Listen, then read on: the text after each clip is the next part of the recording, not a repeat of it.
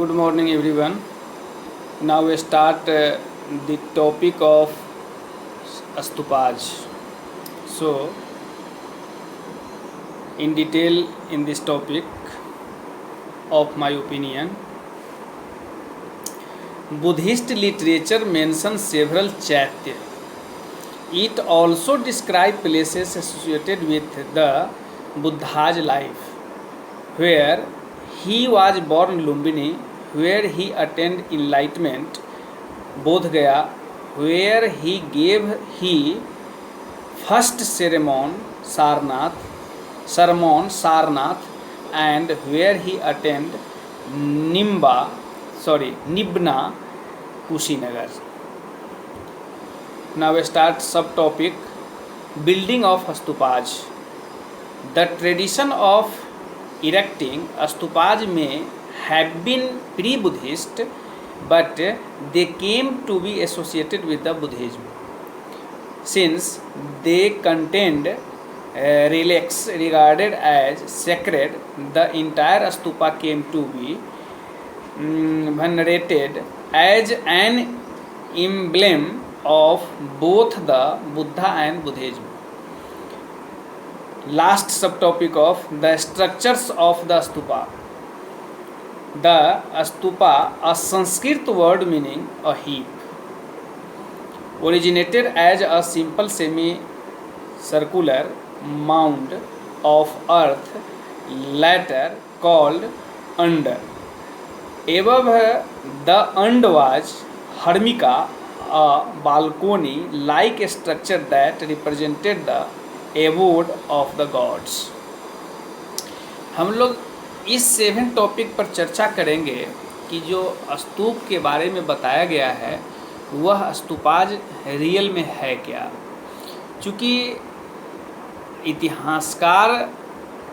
बहुत सारे इतिहासकारों का मानना है कि बौद्ध साहित्य में कई ऐसे चैत्य की चर्चा किया गया है जिसमें बुद्ध के जीवन की जुड़ी हुई जगहों के बारे में, जहाँ वो जन्मे थे वह लुम्बिनी से संबंधित है, जहाँ उन्होंने उपदेश के रूप में उस चीज़ को प्राप्त किया था वह बोध गया के रूप में है, जहाँ उन्होंने प्रथम उपदेश दिया वह सारनाथ है, और जहाँ उन्होंने निब्बान प्राप्त किया वह कुशीनगर है।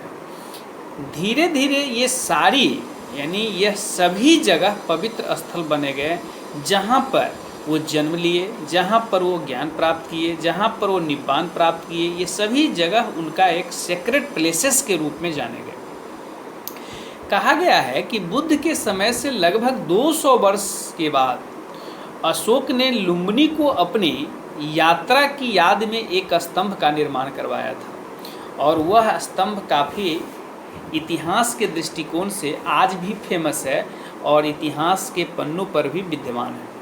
हम बात करते हैं कि स्तूप क्यों बनाए जाते थे, या अगर हम बात करते हैं कि स्तूप है क्या, कहता है कि बुद्ध से जुड़े हुए जितने भी जगह हैं, जितनी भी अवशेष हैं, या उनकी जितनी भी अस्थियाँ, जहाँ पर बहुत सारे सामानों के साथ उनकी अस्थियाँ को रखकर और भूमि के अंदर में रख दिया जाता था, उसी टीले को हम स्तूप के रूप में उसको कहते हैं।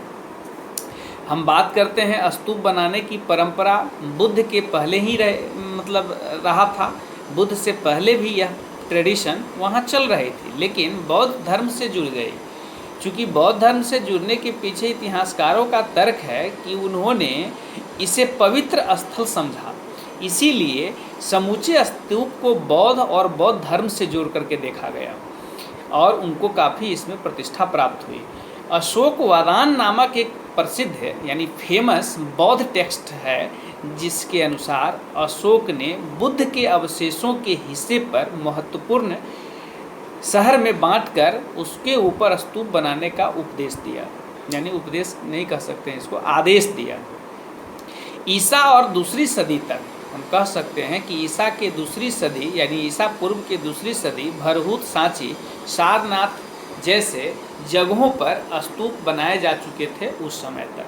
हम बात करते हैं कि यह स्तूप बनाए कैसे गए, इसमें भी चर्चा है कि स्तूप बनाने की जो परंपरा थी वह है वेदिकाओं, यानी वह वेदिकाओं और स्तंभों पर मिले आलेखों से उन्हें बनाने और इसको संवारने का काम किया। हालांकि इसको बनाने में बहुत सारे लोग मनी डोनेट किए थे, जिसमें व्यापारी भी थे, व्यवसाय, विभिन्न प्रकार के व्यवसाय थे, सोशल ग्रुप्स थे, बहुत सारे राजा थे, जिसमें सातवाहन राजा का भी इसमें उल्लेख किया गया है, शिल्पकार थे, व्यापारी थे। इसमें ये भी बताया गया है कि सांची के तोरण द्वार भी इसी का हिस्सा है, जो हाथी के दांत का काम करने वाले शिल्पकारों ने दान में, यानी दान से बनाया था। और इसमें महिला और पुरुष सभी दान दे करके इस काम को बहुत ही कम्प्लीटली रूप में इसको डिजाइन फॉर्म किया और उसमें अपना सहयोग भी दिया और इसका निर्माण भी करवाया। अब बात करते हैं स्तूप की जो संरचना थी। कहता है कि स्तूप संस्कृत अर्थ अगर हम निकालें, संस्कृत में इसका अगर हम मीनिंग निकालें तो संस्कृत अर्थ इसका अर्थ है टीला। स्तूप का ही अर्थ है संस्कृत में टीला। कहता है कि स्तूप का जन्म एक गोलार्ध के लिए और मिट्टी के टीले से हुआ, जिसको बाद में अंड कहा गया। मिट्टी के टीला से ही हुआ, जिसको बाद में क्या कहा गया? अंड कहा गया। यह चौकोर और गोल के आकारों के संतुलन बनाया गया। फिर उसके बाद कहता है कि अंड के ऊपर हर्मिका होती थी और यह छज्जे जैसा ढांचा देवताओं के घर के प्रतीक के रूप में माना जाता था। ये भी कहा जाता है कि मतलब कि ये जो मतलब हर्मिका से एक स्तूल निकलता था, जो कि उसे हम यष्टि के नाम से जानते हैं। तो इसमें ये चीज़ आपका 7 टॉपिक लगभग इसमें कंप्लीट है। अब हम लोग बात करते हैं 8 टॉपिक में। 8 टॉपिक में क्या है, जिसको डिस्कवरी ऑफ स्तूपा के नाम से जाना गया, इस पर हम लोग चर्चा करेंगे कि स्तूपा की खोज कैसे किया गया था। खास करके जो अमरावती और सांची का सच्चाई है, उस fate of the Amaravati and Sanchi, इसके बारे में इन डिटेल जानना बहुत ज़रूरी है।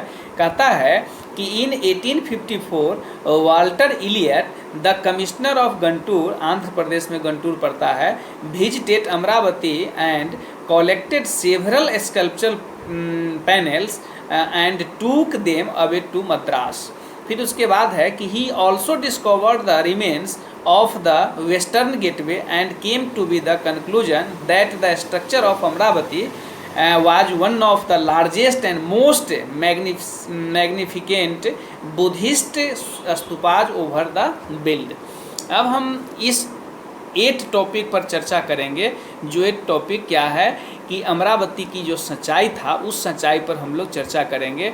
हालांकि इस चीज़ के बारे में हम ये भी चर्चा करेंगे कि 1854 ईस्वी में गंटूर, जो आंध्र प्रदेश में पड़ता है, वहाँ के कमिश्नर अमरावती की यात्रा किया था और कई मूर्तियाँ और उत्कीर्ण पत्थर जमा किए और उन्हें मद्रास ले गए थे। ये भी कहा गया है कि इसमें जो उनका नाम इलियट, उनके नाम पर ही इलियट संगमरमर का डिजाइन फॉर्म किया गया, जो आज तक यह इलियट संगमरमर फेमस है। कहता है उन्होंने पश्चिमी तोरण द्वार की भी उन्होंने खोज किया था और उसको खोज करके निकाला और इस निष्कर्ष पर पहुँचे कि अमरावती का स्तूप सबसे विशाल और शानदार माना गया है, यानी सबसे बेहतर और सबसे उपयुक्त यह स्तूप को एक विशाल रूप में इसको बताया गया है। फिर 1850 के दशक में अमरावती के उत्कीर्ण पत्थर अलग अलग जगहों पर ले जाए गए, जिसमें बहुत सारे यात्री आए तो बहुत सारे चीज़ यहाँ से उठा करके वहाँ, वहाँ से उठा करके यहाँ लाने में ये लोग विश्वास करते थे। इसमें फिर कहा जाता है कि कलकत्ता में एशियाटिक सोसाइटी ऑफ बंगाल पहुँचा, यानी यह कुछ पत्थर इसमें से एशियाटिक सोसाइटी ऑफ बंगाल भी पहुँचा। ये भी कहा गया है कि अंग्रेज अधिकारियों के बारे में भी अमरावती की मूर्तियां पाना कोई साधारण बात नहीं थी, लेकिन यह इसमें जो आर्कियोलॉजिस्ट थे H.H. कोल, उन मुट्ठी भर लोगों में एक वैसे थे जिसमें सबसे डिफरेंट थिंकिंग करते थे और डिफरेंट थिंकिंग करने के पीछे उनका तर्क था, इसमें सबसे प्राचीन कलाकृतियाँ की लूट होने देना मुझे आत्मघाती और असमर्थनीय नीति लगती है। यानी वो कहते थे कि अगर हमारे प्रेजेंस में ये जितनी लूट हो रही है, यहाँ से लोग जो चुरा चुरा करके इस चीज़ को ले जा रहे हैं, यह एक बहुत ही विघटनकारी मतलब कार्य माना जा सकता है और ऐसा नहीं होना चाहिए। लोगों की सोच पर उन्होंने एक प्रश्न चिन्ह खड़ा किया और इस प्रकार की प्रश्न चिन्ह यह है इतिहास के पन्नों पर आज भी दर्ज है, जो कि लोग उस समय मतलब चुरा करके ले जाने में विश्वास रखते थे। फिर ये भी कहा जाता है कि सांची क्यों बन गया जबकि अमरावती नष्ट हो गया। सांची यह बिल्डअप हुआ, लेकिन अमरावती के बारे में इतिहास के पन्नों पर यह कहा गया है कि ये बाद में चल करके बिल्कुल डिक्लाइन हो गया।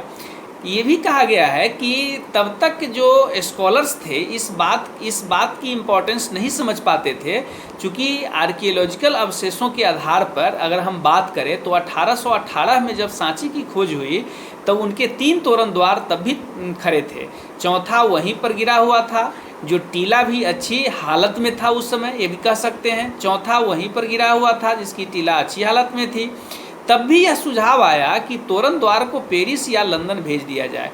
अमरावती का महाचैत्य अब सिर्फ एक छोटा सा टीला है जिसका सारा गौरव नष्ट हो चुका है, जिसकी सारी व्यवस्था खत्म हो चुकी है। यह स्तूप जो अमरावती और सांची है काफ़ी इम्पोर्टेंट है, खास करके एग्जामिनेशन भी उसे भी देखा जाए, यह टॉपिक बहुत ही इम्पोर्टेंट है।